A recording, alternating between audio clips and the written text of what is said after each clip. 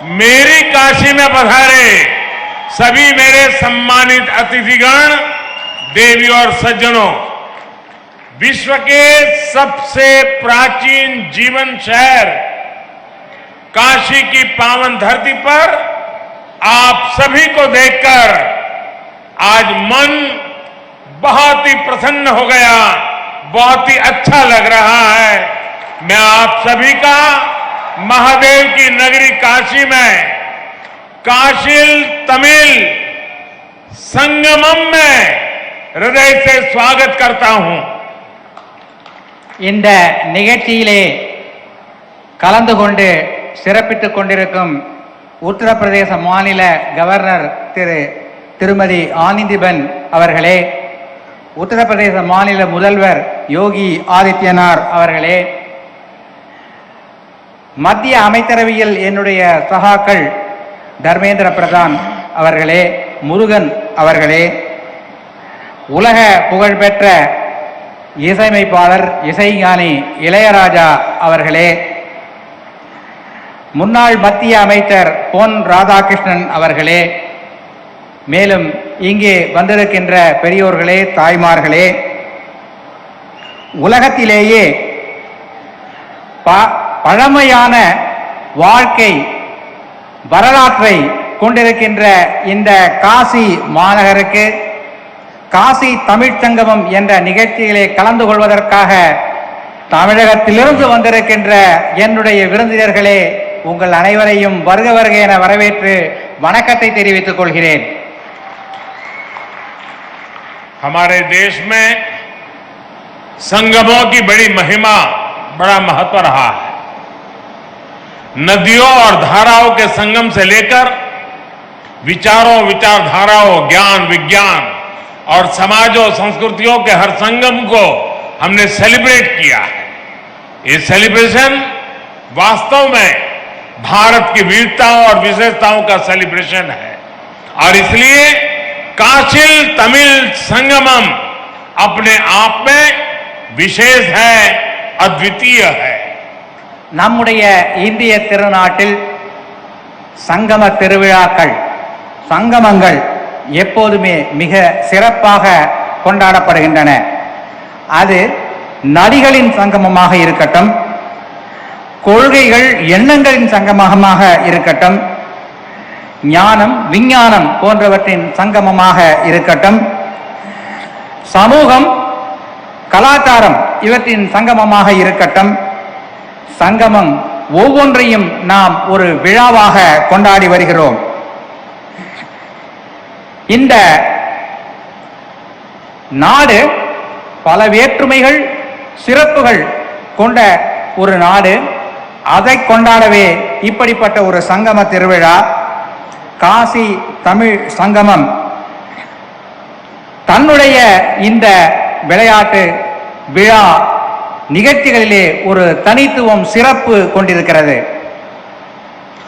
आज हमारे सामने एक और पूरे भारत को अपने आप में समेटे हमारी सांस्कृतिक राजधानी काशी है, तो दूसरी ओर भारत की प्राचीनता और गौरव का केंद्र हमारा तमिलनाडु और तमिल संस्कृति है। ये संगम भी गंगा यमुना के संगम जितना ही पवित्र है। ये गंगा यमुना जितनी ही अनंत संभावनाओं और सामर्थ्य को समेटे हुए है। காசி என்ற இந்த திருநகரம் பழமை வாய்ந்தது, சிறப்பு வாய்ந்தது. அதை போலவே தமிழ்நாடும் பழமை வாய்ந்தது, கலாச்சார பெருமை வாய்ந்தது. இந்த இரண்டு நகரங்களின் சங்கமம் இங்கே இந்த நிகழ்ச்சியின் மூலமாக, இந்த ஒரு மாத கால நிகழ்ச்சியின் மூலமாக நடக்கவிருக்கிறது. मैं काशी और तमिलनाडु के सभी लोगों का इस आयोजन के लिए हार्दिक बधाई देता हूं। मैं देश के शिक्षा मंत्रालय और उत्तर प्रदेश सरकार को भी शुभकामनाएं देता हूं, जिन्होंने एक माह के इस व्यापक कार्यक्रम को साकार किया है। इसमें बीएचयू और आईआईटी मद्रास जैसे महत्वपूर्ण शिक्षा संस्थान भी सहयोग कर रहे हैं। विशेष रूप से मैं काशी और तमिलनाडु के विद्वानों का छात्रों का अभिनंदन करता हूं। காசியில் உள்ள மக்களுக்கும் தமிழ்நாட்டு மக்களுக்கும் நான் என்னுடைய நன்றியை தெரிவித்துக் கொள்கிறேன். நாட்டின் கல்வி அமைச்சகம், உத்தரப்பிரதேசத்தின் மாநில அரசு இரண்டும் இணைந்து இந்த விழாவுக்கான ஏற்பாடுகளை செய்திருக்கிறது. பனாரஸ் இந்து யூனிவர்சிட்டி, ஐஐடி மெட்ராஸ் இரண்டும் இணைந்து ஏற்பாடுகளை கவனித்திருக்கிறது. குறிப்பாக தமிழ்நாட்டின் வித்வான்களுக்கு நான் என்னுடைய நன்றியை தெரிவித்துக் கொள்கிறேன். साथियों, हमारे यहां ऋषियों ने कहा है, एको अहम बहुश्याम, अर्थात एक ही चेतना अलग अलग रूपों में प्रकट होती है। काशी और तमिलनाडु के कॉन्टेक्स्ट में इस फिलॉसफी को हम साक्षात देख सकते हैं। நண்பர்களே, நம் நாட்டில் ஒரு கொள்கை உள்ளது. ஏகோ அகம் பகுஷ்யாம் என்பது அந்த கொள்கை. அதாவது ஒரே உண்மை, ஆனால் அது பல ரூபங்களில் வெளிப்படுகிறது என்பதாகும். காசியும் தமிழ்நாடும் இந்த விஷயத்தில் ஒன்றிணைந்து இருக்கிறது என்பது என்னுடைய எண்ணம்.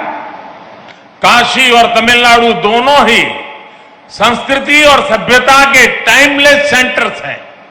दोनों क्षेत्र संस्कृत और तमिल जैसी विश्व की सबसे प्राचीन भाषाओं के केंद्र है। काशी में बाबा विश्वनाथ है तो तमिलनाडु में भगवान रामेश्वरम का आशीर्वाद है। काशी और तमिलनाडु दोनों शिवमय है, दोनों शक्तिमय है। एक स्वयं में काशी है तो तमिलनाडु में दक्षिण काशी है। काशी कांची के रूप में दोनों की सप्तपुरियों में अपनी महत्ता है। காசியும் தமிழ்நாடும் இரண்டுமே தன்னுடைய கலாச்சாரத்தில் சிறந்து விளங்குகிறது. இரண்டு இடங்களும் வடமொழி சம்ஸ்கிருதம், தமிழ் இரண்டு மொழிகளிலும் சிறந்து விளங்குகிறது. காசியினுடைய பாபா விஸ்வநாத்தும் ராமேஸ்வரத்தினுடைய ராமேஸ்வரரும் பெருமை சேர்க்கிறார்கள்.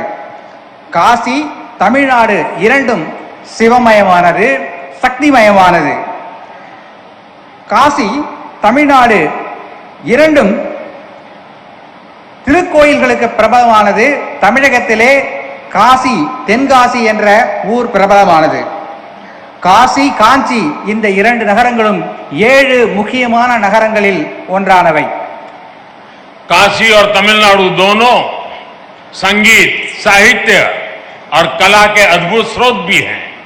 काशी का तबला और तमिलनाडु का तन्नुमाई। काशी में बनारसी साड़ी मिलेगी तो तमिलनाडु का कांजीवरम सिल्क पूरी दुनिया में फेमस है। காசி தமிழ்நாடு இரண்டுமே கலை, கலாச்சாரம், தங்களுடைய பண்பாடு ஆகியவற்றில் சிறந்து விளங்குகின்றன. காசியிலே தபேலா என்றால் தமிழகத்திலே தன்னுமை சிறந்து விளங்குகிறது.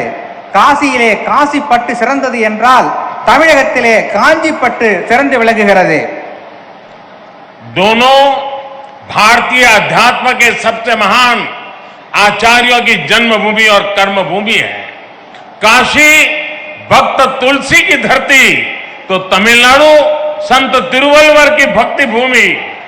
आप जीवन के हर क्षेत्र में, लाइफ के हर डायमेंशन में काशी और तमिलनाडु के अलग अलग रंगों में इस एक जैसी ऊर्जा के दर्शन कर सकते हैं। காஞ்சியும் தமிழ்நாடும் பல்வேறு தலைவர்கள், யுக புருஷர்களின் ஜென்மபூமி. காசியிலே துளசிதாசர் பிறந்தார் என்றால் தமிழகத்திலே திருவள்ளுவர் பிறந்து தமிழின் பெருமையை வளப்படுத்தி இருக்கிறார். உங்களுடைய வாழ்க்கையில் பல்வேறு வகையான தத்துவங்களை இந்த காசியும் தமிழ்நாடும் அளிக்க வல்லது என்பதை நான் சொல்ல விரும்புகிறேன்.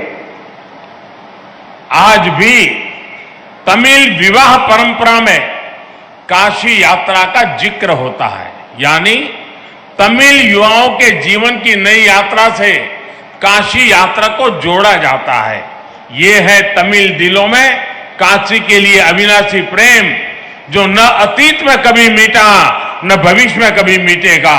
यही एक भारत श्रेष्ठ भारत की वो परंपरा है जिसे हमारे पूर्वजों ने जिया था और आज ये काशी तमिल संगमम फिर से उसके गौरव को आगे बढ़ा रहा है। தமிழகத்தின் திருமணங்களிலே காசி யாத்திரை என்று ஒரு நிகழ்ச்சி உண்டு. தன்னுடைய வாழ்க்கையின் ஒரு புதிய அத்தியாயத்தை தொடங்கும் முன்னர் திருமணத்தின் மணமகன் காசி யாத்திரை செல்வதாக அங்கே ஒரு வழக்கம் உண்டு. இவ்வாறு காசிக்கும் தமிழ்நாட்டிற்கும் இடையே ஒரு நீண்ட பந்தம் நெடுங்காலமாக இருந்து வருகிறது.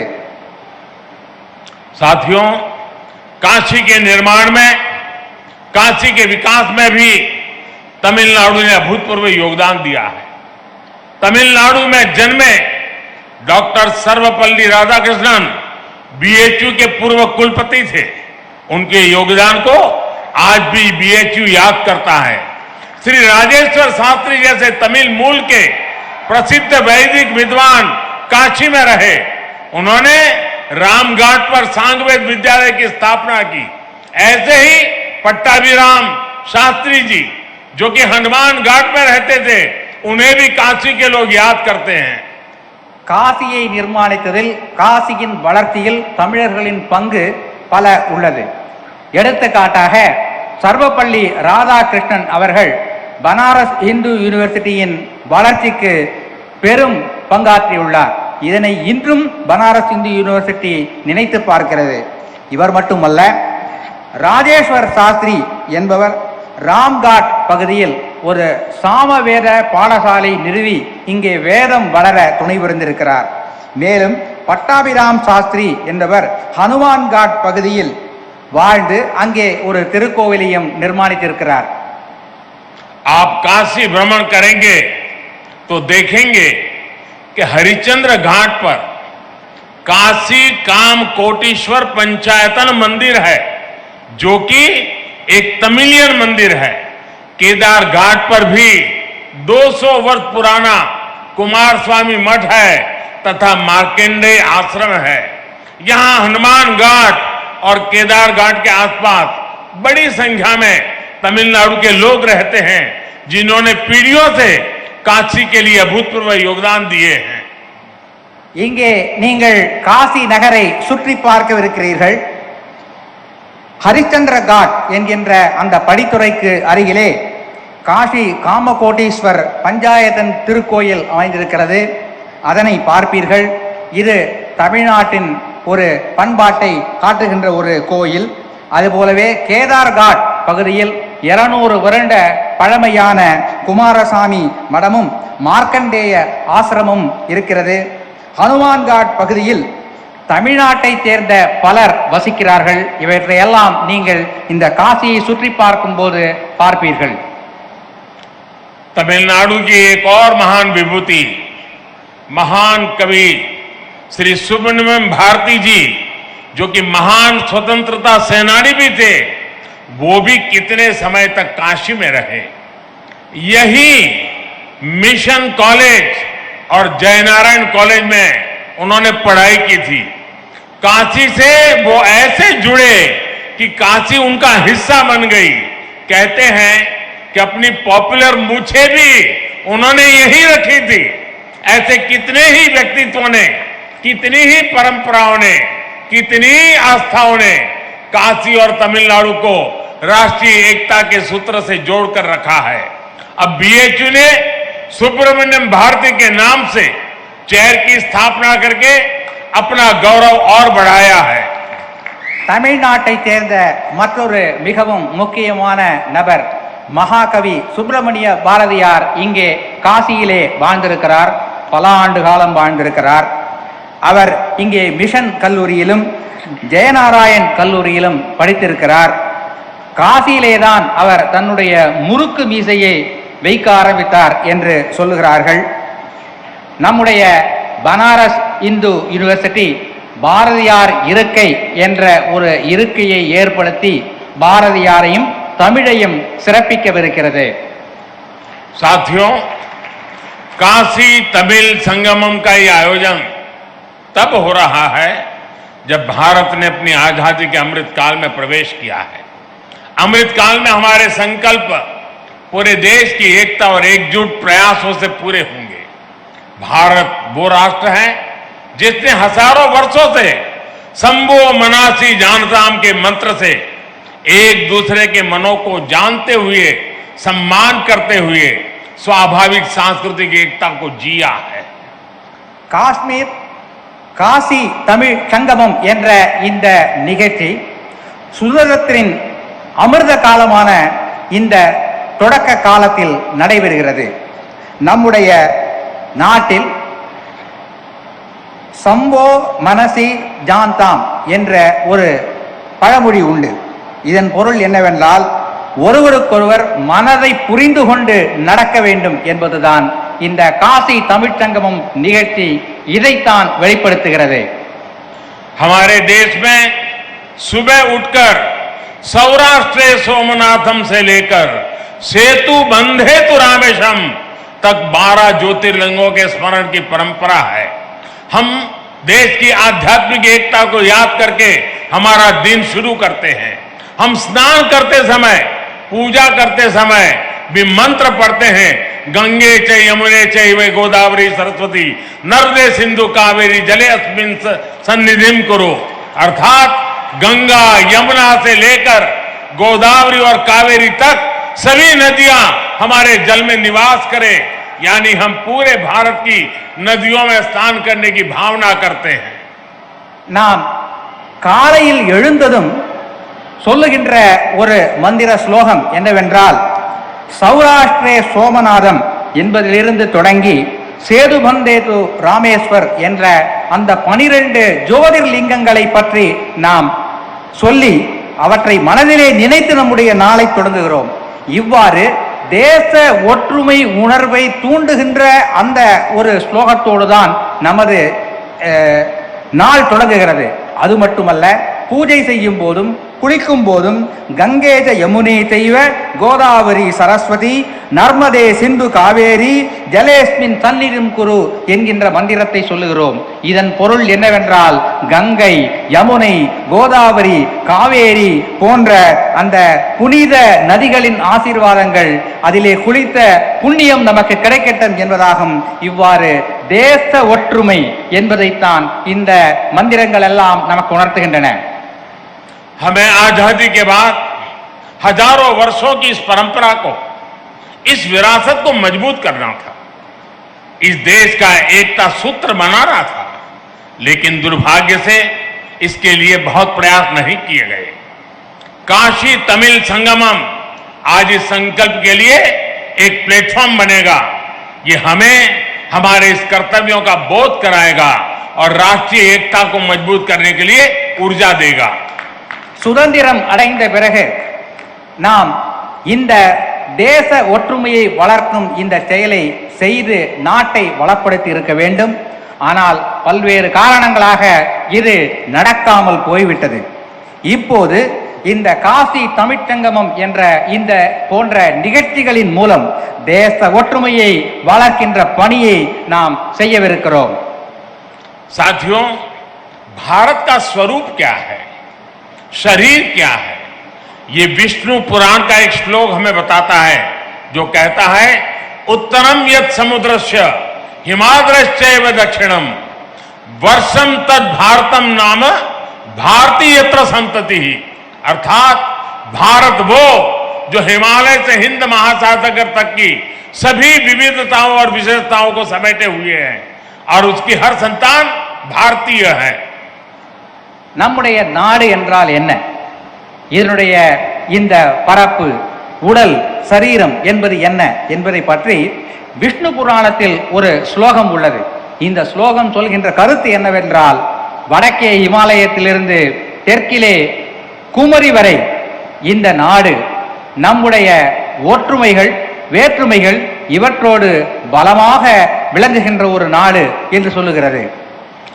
भारत की इन जड़ों को, इन रूट्स को अगर हमें अनुभव करना है तो हम देख सकते हैं कि उत्तर और दक्षिण हजारों किलोमीटर दूर होते हुए भी कितने करीब है. संगम तमिल साहित्य में हजारों मील दूर बहती गंगा का गौरवगान किया गया था. तमिल ग्रंथ कलितोगे में वाराणसी के लोगों की प्रशंसा की गई है. हमारे पूर्वजों ने तिरुपुगल के जरिए भगवान मुरुगा और काशी की महिमा एक साथ गाई थी।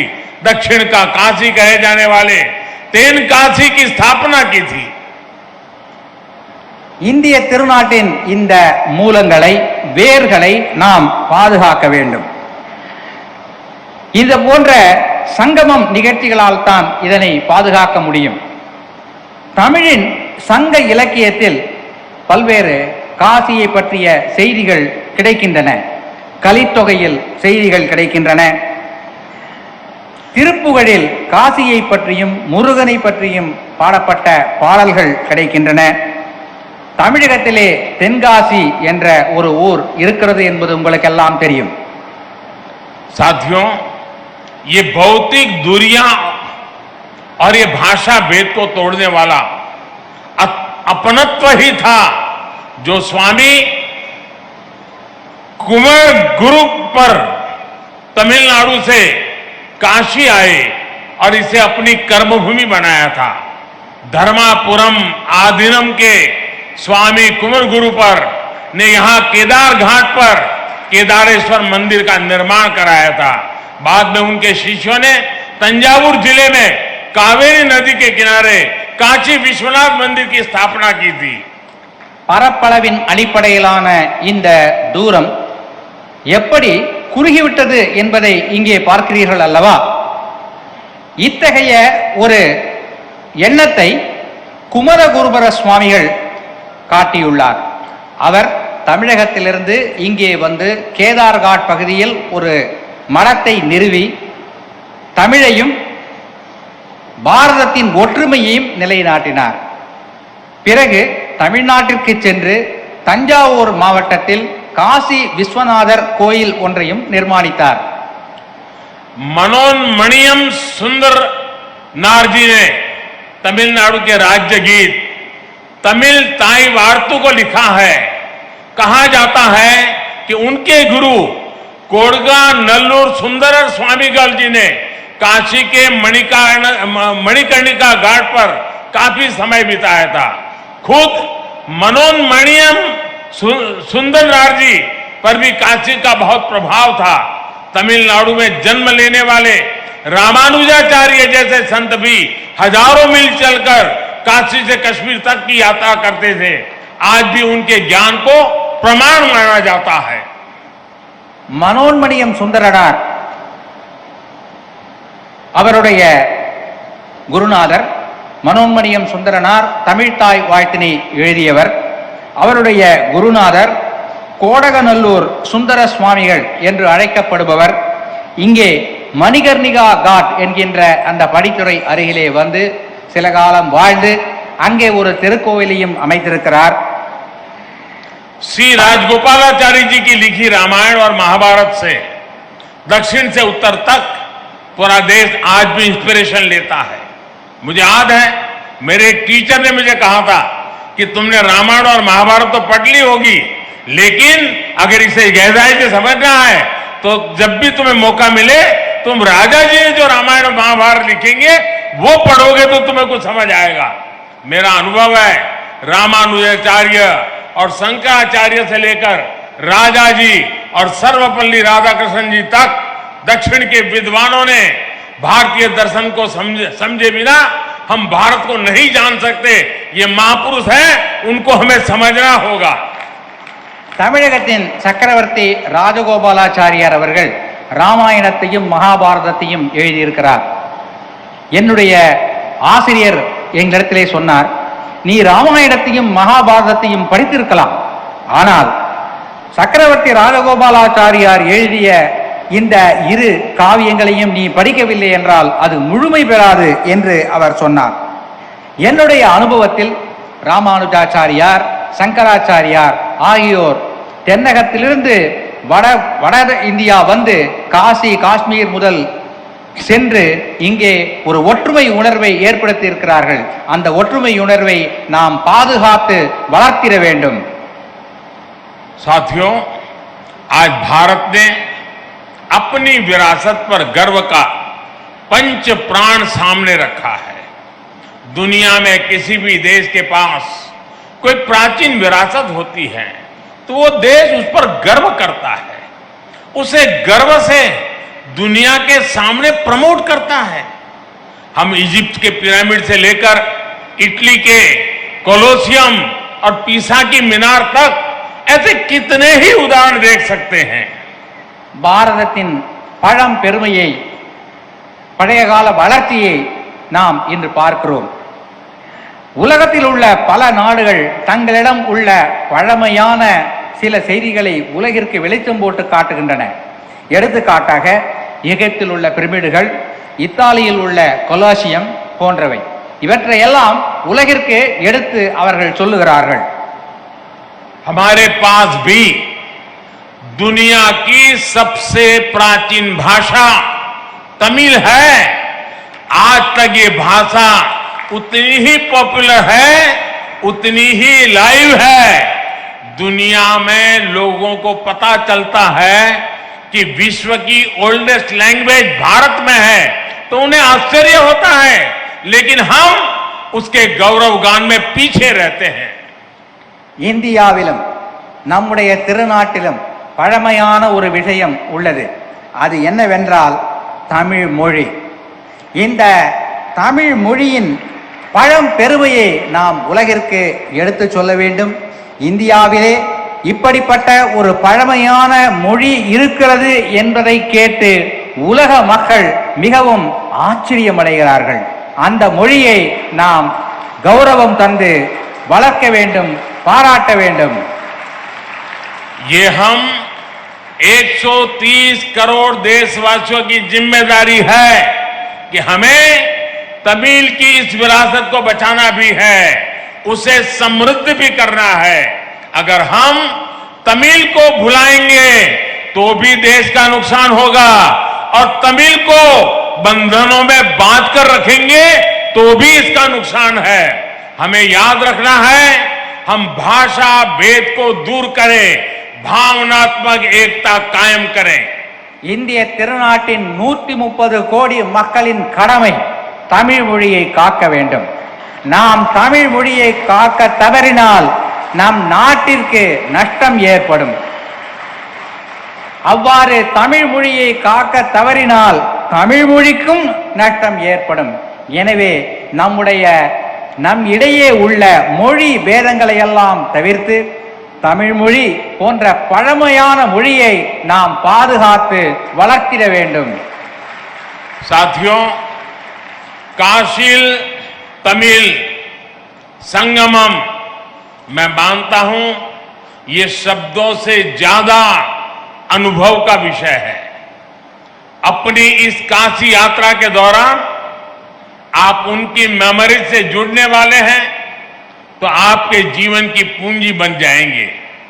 मेरे काशीवासी आपके सत्कार में कोई कमी नहीं छोड़ेंगे। நண்பர்களே, இந்த காசி தமிழ்ச் சங்கம் என்பது நான் நினைக்கிறேன் வார்த்தைகளால் சொல்லிவிட முடியாத ஒரு அனுபவமாக உங்களுக்கு இருக்கும். இந்த அனுபவங்களையும் நினைவுகளையும் சுமந்து கொண்டு நீங்கள் உங்களுடைய ஊருக்கு திரும்பிச் செல்வீர்கள் என்று நான் உறுதியாக நம்புகிறேன். அத்தகைய எண்ணத்தை, நினைவினை இந்த காசி நகரத்து மக்கள் உங்களுக்கு அளிப்பார்கள் என்ற உறுதியான நம்பிக்கை எனக்கு இருக்கிறது. मैं चाहता हूं तमिलनाडु और दक्षिण के दूसरे राज्यों में भी इस तरह के आयोजन हो, देश के दूसरे हिस्सों से लोग वहां जाएं, भारत को जिए, भारत को जाने। मेरी कामना है काशी तमिल संगमम इससे जो अमृत निकले उसे युवा के लिए रिसर्च और अनुसंधान के जरिए आगे बढ़ाएं। ये बीज आगे राष्ट्रीय एकता का वटवृक्ष बने। राष्ट्र हित ही हमारा हित है। नट्टो नलने नमक नलन, ये मंत्र हमारे देशवासी का जीवन मंत्र बनना चाहिए। इसी भावना के साथ आप सभी को एक बार फिर ढेरों शुभकामनाएं। இந்த காசி தமிழ்ச் சங்கமம் நிகழ்ச்சி போல பல மாநிலங்களிலிருந்தும் மக்கள் இங்கே வர வேண்டும். இங்கிருந்தும் தமிழ்நாட்டிற்கு பிற மாநிலங்களுக்கு மக்கள் செல்ல வேண்டும். ஒற்றுமை உணர்வு வளர வேண்டும். நாட்டு நலனே நமது நலன் என்பதை நாம் மனதிலே இருத்தி செயல்பட வேண்டும் என்று கூறிக்கொண்டு भारत माता की, भारत माता की, भारत माता की। धन्यवाद।